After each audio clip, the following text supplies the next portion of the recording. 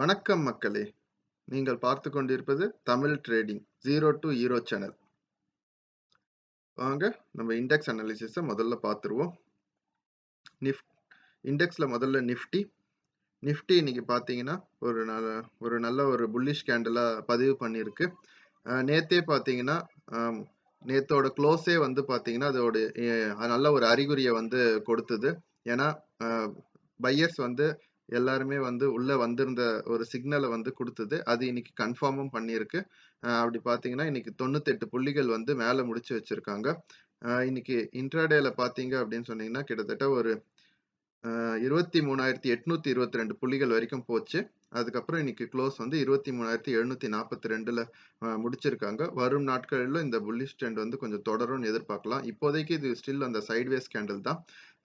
இதோட எப்போ அந்த ஹைய வந்து அ உடைக்குதோ 23,900 அதுக்கும் அடுத்து பார்த்தீங்கன்னா 24,065 அந்த அ அந்த பாயிண்ட்ஸ வந்து உடைக்கும்போது இன்னும் நல்லா பாசிட்டிவா போகும்னு எதிர்பார்க்கலாம். வரும் நாட்கள்ல வந்து இந்த ஹைய வந்து உடைக்குதான்னு சொல்லி பார்ப்போம். அடுத்தது பேங்க் நிஃப்டி. பேங்க் நிஃப்டியும் வந்து கிட்டத்தட்ட அதே ஒரு பாசிட்டிவ் சிக்னல் தான். நேத்தை விட நல்ல ஒரு புல்லிஷா போயிருக்காங்க. 200 புள்ளிகள் வந்து மேல முடிச்சு வச்சிருக்காங்க. வரும் நாட்கள்லயும் இந்த பாசிட்டிவ் தொடரும்னு எதிர்பார்க்கலாம். இன்னைக்கு க்ளோஸ் வந்து 51,060 புள்ளிகள்ல முடிச்சிருக்காங்க. சென்செக்ஸ் பார்த்தீங்கன்னா, சென்செக்ஸ் நிஃப்டி மாதிரியே ஒரு பாசிட்டிவ் கேண்டில் தான். 368 பாயிண்ட் பாசிட்டிவ்ல முடிச்சிருக்காங்க. 78,507ல க்ளோஸ் வச்சிருக்காங்க. வரும் நாட்கள்ல சென்செக்ஸும் வந்து புல்லிஷா போகும்னு சொல்லிட்டு எதிர்பார்க்கலாம். நிஃப்டி மிட் கேப் பார்த்தீங்கன்னா, நேத்த விட இதுவும் ஒரு நல்ல ஒரு புல்லிஷ் கேண்டில் தான். 28 புள்ளிகள் மேல முடிச்சிருக்காங்க. 12,934ல முடிச்சு வச்சிருக்காங்க. வரும் நாட்கள்ல இதுவும் வந்து பாசிட்டிவா போறதுக்கான வாய்ப்புகள் அதிகமா தெரியுது. அதுக்கு அடுத்தது எஃப்ஐஐ டிஐஐ டேட்டாவை இன்னைக்கு பார்த்துடலாம். டிஐஐ பார்த்தீங்கன்னா 1690 கோடிக்கு வந்து நெட் பையர்ஸா இருந்திருக்காங்க. எஃப்ஐஐ வந்து 1782 கோடிக்கு நெட் செல்லர்ஸா இருந்திருக்காங்க. வருஷத்தோட முதல் நாள் இன்னைக்கும் வந்து எஃப்ஐஐ வந்து வித்துதான் வச்சிருக்காங்க. பார்ப்போம் வரும் நாட்கள்ல வந்து எஃப்ஐஐ வந்து நியூ இயர்லாம் முடிச்சுட்டு உள்ள வந்து பை பண்றாங்களா என்ன அப்படின்னு சொல்லிட்டு வரும் நாட்கள்ல தெரியும். அடுத்தது இண்டோஃபார்ம் ஐபிஓ. இந்த ஐபிஓட சப்ஸ்கிரிப்ஷன் ஸ்டேட்டஸ் பார்த்துடலாம். இன்னைக்கு 2வது நாள் முடிவுல பார்த்தீங்கன்னா, ரீட்டைல் கேட்டகரியில 46 மடங்கு சப்ஸ்கிரிப்ஷன் நடந்திருக்குது. ஓவராலா பார்த்தீங்கன்னா, 54.67 மடங்கு சப்ஸ்கிரிப்ஷன் நடந்திருக்குது. ஸோ இந்த சப்ஸ்கிரிப்ஷனோட ஸ்டேட்டஸ பார்த்தாலே தெரியும். நாளைக்கு இன்னும் அதிகமா போறதுக்கான வாய்ப்புகள் தான் அதிகமா இருக்குது. கிட்டத்தட்ட 100 மடங்கு சப்ஸ்கிரிப்ஷன் ரீட்டைல் கேட்டகரியில நடந்திருந்தாலும் ஆச்சரியப்படுறதுக்கு இல்ல. ஸோ ஸோ கிடைக்கிறது வந்து மிகவும் ஒரு கஷ்டமான ஒரு நிலைமை தான் இந்த ஐபிஓக்குலயும் இருக்குது. ஏன்னா இதோட கிரே மார்க்கெட் பிரீமியம் பார்த்தீங்கன்னா, கிட்டத்தட்ட 40, 45% கிட்ட வந்து இப்போ காட்டிக்கிட்டு இருக்கு. ஸோ இதுதான் வந்து இதுக்கான ரீசன். அடுத்தது மக்களே, நான் ஒரு மல்டி பேக்கர் ஸ்டாக் இந்த 2025க்கு ஒரு மல்டி பேக்கர் ஸ்டாக்கா நான் கொண்டு வந்திருக்க ஸ்டாக் வந்து பார்த்தீங்கன்னா, சீகல் இந்தியா. இது ஒரு கன்ஸ்ட்ரக்ஷன் கம்பெனி.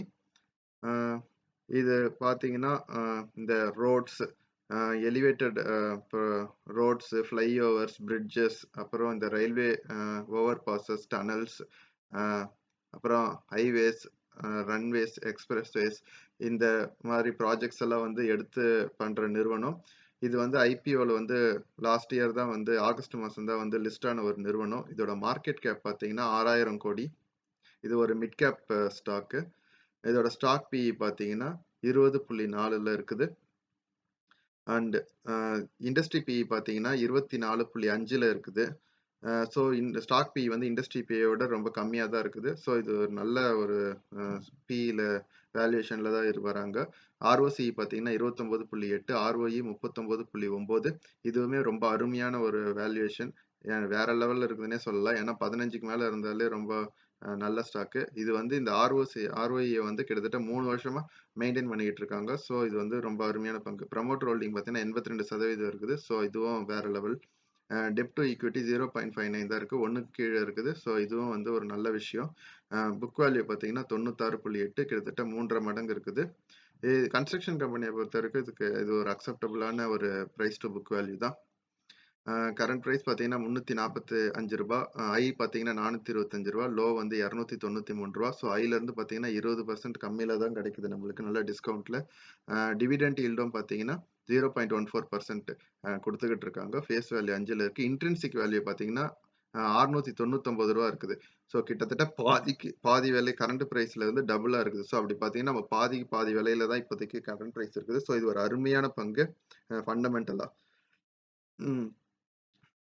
சரி. இதோட ஃபினான்ஷியல் ரிசல்ட்ஸ பத்தி பார்த்தோம்னா, ஃபினான்ஷியல்ஸும் ரொம்ப அருமையா இன்கிரீஸ் ஆயிட்டே தான் இருக்குது. நல்ல ப்ராஃபிட் பண்ணிக்கிட்டு இருக்காங்க. சேல்ஸும் வந்து கிராஜுவலா இன்கிரீஸ் ஆயிட்டே இருக்குது. Every quarter on quarter. Profit net ப்ராஃபிட்டும் பார்த்தீங்கன்னா, நல்ல கிராஜுவலா இன்கிரீஸ் பண்ணிட்டு இருக்காங்க. 49 கோடியிலிருந்து ஜூன் 2023 வந்து 66 கோடி வரைக்கும் இன்கிரீஸ் பண்ணியிருக்காங்க. Year on year profit wise பார்த்தீங்கன்னாலும், மார்ச் 2021 சேல்ஸ் 873 கோடியிலிருந்து இப்போ 3029 கோடி, கிட்டத்தட்ட 3 மடங்குக்கு மேல சேல்ஸ் இன்க்ரீஸ் ஆயிருக்குது. ஆப்பரேட்டிங் ப்ராஃபிட்டும் பார்த்தீங்கன்னா 160 கோடியிலிருந்து 518 கோடி வரைக்கும் இன்க்ரீஸ் பண்ணியிருக்காங்க. நெட் ப்ராஃபிட்டும் பார்த்தீங்கன்னா 112 கோடியிலிருந்து 304 கோடி வரைக்கும் இன்க்ரீஸ் பண்ணிட்டே வந்திருக்காங்க. ஸோ ஓவராலா பார்த்தீங்கன்னா ஃபினான்ஷியல் ரிசல்ட்ஸும் ரொம்ப அருமையா இருக்குது. ஷேர் ஹோல்டிங் பேட்டர்ன் பார்த்தீங்கன்னாலும் ப்ரமோட்டர் கிட்ட 82%, எஃப்ஐஐ கிட்ட 3%, டிஐ கிட்ட 6.8%, பப்ளிக் கிட்ட வெறும் 8% தான் இருக்குது. ஸோ ஷேர் ஹோல்டிங் பேட்டர்னை பொறுத்த வரைக்கும் இது ஒரு நல்ல அருமையான பங்கா தெரியுது.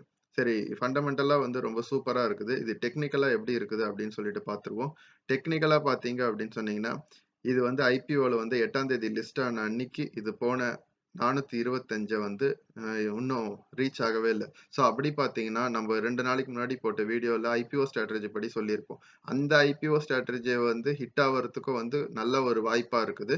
ஸோ அது மட்டும் இல்லாம இப்போ வந்து பார்த்தீங்க அப்படின்னு சொன்னீங்கன்னா, இதோட ஒரு பேட்டர்ன் வந்து பார்த்தீங்கன்னா, ஒரு inverse head and shoulder pattern வந்து ஆல்மோஸ்ட் ஒரு போட போற மாரி ஆல்மோஸ்ட் ஒரு இண்டிகேஷன் குடுத்திருக்கு. ஸோ இன்னும் ஒரு 5 நாள்ல வந்து அந்த பேட்டர்ன் வந்து வர்றதுக்கான வாய்ப்புகள் இருக்குது. அப்படி ஒருவேளை இந்த inverse head and shoulder pattern வந்துச்சு அப்படின்னு சொன்னீங்கன்னா, நாம எதிர்பார்க்கிற மாரி அந்த முன்னாடி அந்த ஐபிஓ லிஸ்ட் ஆன அந்த ஹைய வந்து தொடர்றதுக்கான வாய்ப்புகளும் வந்து இருக்கிறதுக்கான அறிகுறிகளும் வந்து நெறையவே இருக்குது. ஸோ இது ஃபண்டமெண்டலாவும் இது நல்லா இருக்குது. டெக்னிக்கலாவும் நல்லா இருக்குது. ஸோ இது வந்து என்னுடைய ஒரு பிக்கா இருக்குது. மக்களே, இது வந்து என்னுடைய ஒரு ஓன் அனாலிசிஸால இது வந்து நான் சொல்ற ஒரு பங்கு தான். நான் வந்து ஒரு செபி ரெஜிஸ்டர்ட் அட்வைசர் கிடையாது. ஸோ நீங்க வந்து எந்த ஒரு ஸ்டாக்ல ஒரு முதலீடு பண்றதா இருந்தாலும், நீங்க உங்களோட ஓன் அனாலிசிஸ பண்ணுங்க. அப்படி இல்லன்னா உங்களுக்கு செபி ரெஜிஸ்டர்ட் அட்வைசர கேட்டு நீங்க முடிவெடுங்க. நான் சொல்லிட்டேன்றதுக்காக வந்து இந்த ஒரு பங்க வந்து எந்த ஒரு இன்வெஸ்ட்மென்ட் எடுக்கணுன்ற ஒரு அவசியம் கிடையாது. அதுக்கு அடுத்தது பார்த்தீங்கன்னா மக்களே, இதே மாதிரியான ஒரு கன்ஸ்ட்ரக்ஷன் கம்பெனி தான் நம்ம தீபாவளி பிக்லயும் குடுத்தோம். KNR construction. அதுவுமே பார்த்தீங்கன்னா, தீபாவளியில சொன்னதுலருந்து பார்த்தீங்கன்னா, கிட்டத்தட்ட ஒரு 10% வந்து ஏறி இருக்குது. பார்ப்போம். இன்னும் 1 வருஷம் டைம் இருக்குது. அடுத்த தீபாவளி வரைக்கும். அதுக்குள்ள இன்னும் ஒரு நல்ல ஒரு ப இதுக்கு நல்ல ஒரு பிரைஸ்க்கு வந்து போகும்ன்னு சொல்லிட்டு இந்த கேஎன்ஆர் கன்ஸ்ட்ரக்ஷன் ஈகளையும் வந்து நாங்க எதிர்பார்க்கிறோம். அதுக்கு அடுத்தது மக்களே, ஒரு முக்கியமான செய்தி பார்த்தீங்கன்னா, இந்த மோத்திலால் ஓஸ்வாலுக்கு வந்து செபி வந்து நேத்து ரூ. 5,00,000 ஃபைன் போட்டிருந்தாங்க அப்படின்னு சொல்லிட்டு ஒரு நியூஸ் வந்திருந்தது. அதுக்கு நெறைய பேர் வந்து இன்னைக்கு ஓகே, இந்த மாரி ஒரு ஃபைன் போட்டதுனால இந்த ஸ்டாக் வந்து இறங்கும் அப்படின்னு சொல்லிட்டு எதிர்பார்த்திருப்பீங்க. ஆனா இன்னைக்கு பார்த்தீங்க அப்படின்னு சொன்னா, எல்லாரோட எதிர்பார்ப்புக்கு நேர்மாறா வந்து பார்த்தீங்கன்னா, ரூ. 16 ஏறி தான் முடிச்சு வச்சிருக்காங்க. அதுக்கு காரணம் என்னன்னு பார்த்தீங்கன்னா, இது வந்து ஒரு 3 வருஷத்துக்கு முன்னாடி இருந்த ஒரு கேஸு. அந்த 3 வருஷமா விசாரிச்சுட்டு அது நேத்து தான் வந்து அதுக்கான தீர்ப்பு சொல்லியிருக்காங்க. ஸோ ரொம்ப பழைய ஒரு நியூஸுக்கான ஒரு தீர்ப்பு தான் நேத்து வந்தது அப்படின்றதுனால மார்க்கெட் வந்து அத கண்டுக்க கூட இல்ல. அதனால தான் இன்னைக்கு ஒரு நல்ல ஒரு பாசிட்டிவான ஒரு ஏற்றத்த தான் இந்த மோத்திலால் ஒஸ்வால் குடுத்திருக்கு. ஸோ அ இதுதான் என்னுடைய ஒரு செய்திகள் அண்ட் அ தி இந்த நியூ இயருக்கான ஒரு அ ஒரு என்னுடைய ஒரு அ ஒரு பிக்குன்னு கூட சொல்லலாம். ஸோ அ அனைவருக்கும் இனிய புத்தாண்டு நல்வாழ்த்துக்கள். இந்த இந்த இனிய புத்தாண்டுல வந்து இந்த வருஷம் வந்து எல்லாருக்கும் ஒரு இனிதான ஒரு நல்ல ஒரு ப்ராஃபிட்ட குடுக்கணும் அப்படின்னு சொல்லிட்டு நானும் எதிர்பார்க்கிறேன். நன்றி மக்களே!